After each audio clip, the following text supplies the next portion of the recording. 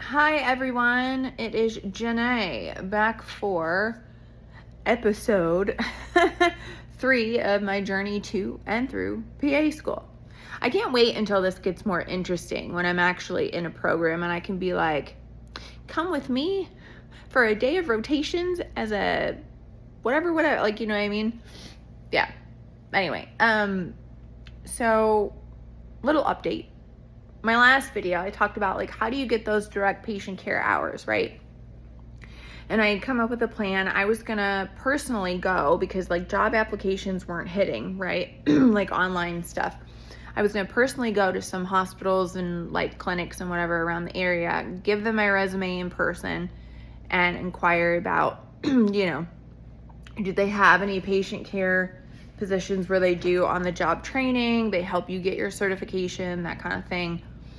I don't want to say it was a bust, but like it kind of was. Like nobody took my resume out of I had 7 different places to go after the 5th being in 107-degree heat and being frustrated. I realized I probably have to pivot.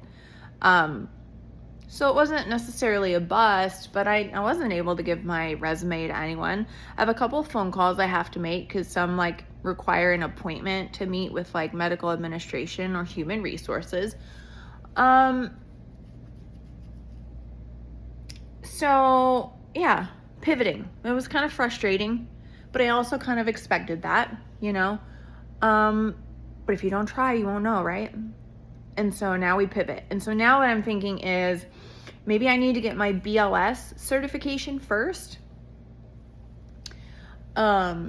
And then put that on my resume and tailor my resume a little bit more than what it already is. And then maybe I'll be more attractive for some of those direct patient care jobs.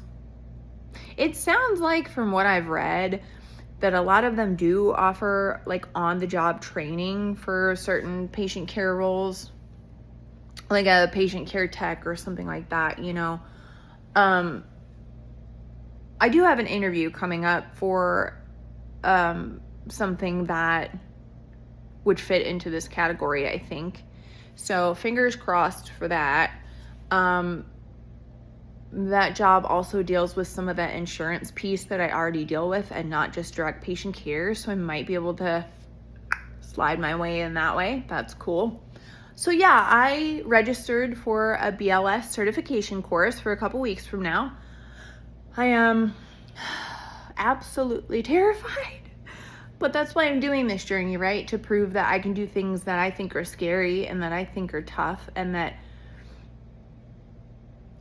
something I heard online was let yourself be surprised by yourself, I guess, like put yourself in these experiences where you can actually surprise yourself and, like be really good at it or like whatever. God, my hair is not cooperating today.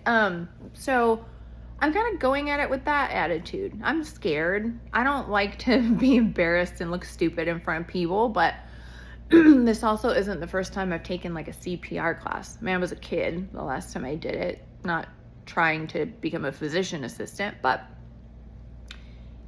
this is why we do hard things. It's great for the nervous system. It's great for your confidence. It's great for believing in yourself.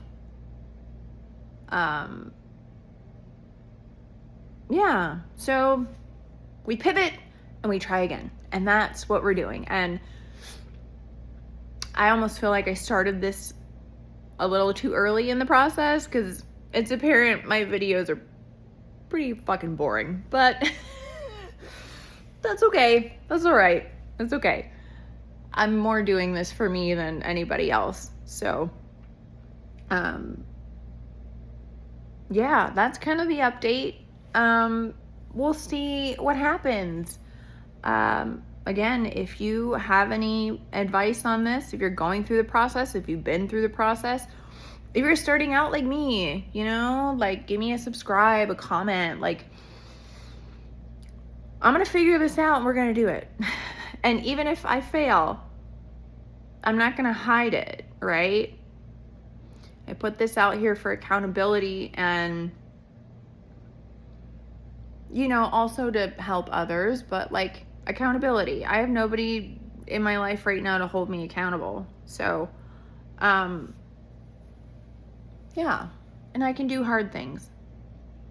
So, all right, guys, good talk. See you soon. Bye.